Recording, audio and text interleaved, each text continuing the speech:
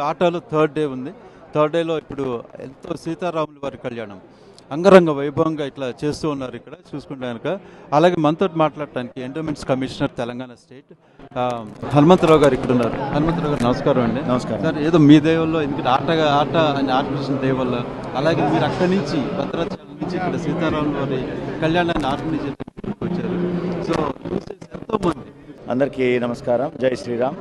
ఈరోజు అత్యంత వైభవపేతంగా వేలాది మంది అట్లాంటాలో ఉన్నటువంటి భక్తజనం శ్రీ సీతారామచంద్ర వారి కళ్యాణ ఉత్సవాన్ని కన్నుల పండుగగా వీక్షించడం జరిగింది. అంతేకాకుండా పెద్ద ఎత్తున తరలిచ్చినటువంటి ప్రముఖులు దిగ్గజాలు అందరూ కూడా దీన్ని వీక్షించారు. అంతేకాకుండా తెలంగాణ ప్రభుత్వం చేస్తున్నటువంటి ఈ యొక్క ఆలయాల అభివృద్ధి కూడా తోడ్పడతామని కూడా వాళ్ళు చెప్పడం జరిగింది.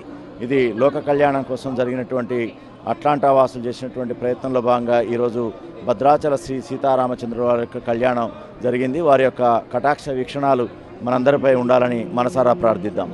చాలా థ్యాంక్స్. అట్లా చూసుకుంటే మీకు ఇండియాలో చేస్తుంటారు, ఎన్నో కళ్యాణాలు మీరు చూసే ఉంటారు సీతారాములు, కానీ ఈరోజు ఇక్కడ జరిగిన కళ్యాణానికి మీరు ఎలా? తప్పనిసరిగా అండి, అట్లాంటా ఇది పూర్తిగా సాఫ్ట్వేర్ మరియు ఇండస్ట్రీస్లో ఉన్నటువంటి తలమునకలై నిమిషం కూడా తీరికలేనటువంటి వాళ్ళు ఉన్నారు. వారందరూ కూడా వాళ్ళ యొక్క మొత్తం కుటుంబ సభ్యులతోటి సమయాన్ని తీసుకొని ఈ యొక్క 4 గంటల సమయాన్ని ఎవరు కూడా లేవకుండా పూర్తి సమయాన్ని కేటాయించి ఈ కళ్యాణాన్ని వీక్షించడం, జరపటం, అకుంఠిత భక్తితోటి వాళ్ళు దీన్ని చేయటం అనేది అపురూపమైనటువంటి ఘట్టంగా పేర్కొంటున్నామండి. చాలా సంతోషం అండి. మేము కూడా, ఎందుకంటే మీరు చెప్పిన విధంగానే తప్పకుండా, ఎందుకంటే ఎంతోమంది మనం చూస్తూనే ఉన్నాము, ఇప్పటి కూడా దర్శనం చేసుకోవడానికి అంత క్యూలో ఉన్నారు. చాలా డివైన్, చాలా వైబ్రేషన్గా ఉంది ఇది. సో చాలా thanks sir, thank you very much.